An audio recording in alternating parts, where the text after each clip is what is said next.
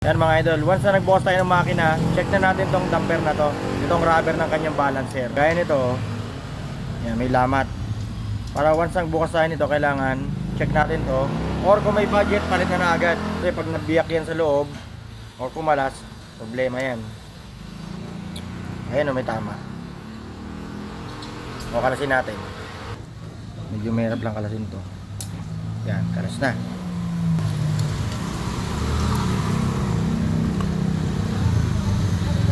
O, ayan o. O, durog.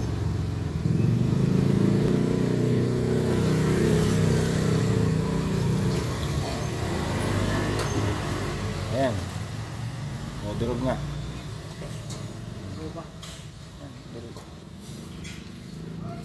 Ay, kung naubos to sa loob, patay. Problema yan. Ganito lang pagkakabit niya, no? Tatama niyo lang yan dyan.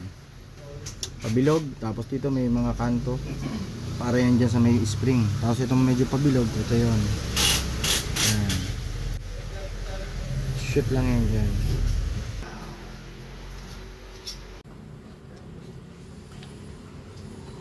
Yan, ganyan lang. Kailangan shoot na shoot yung ano, mga damper. Okay?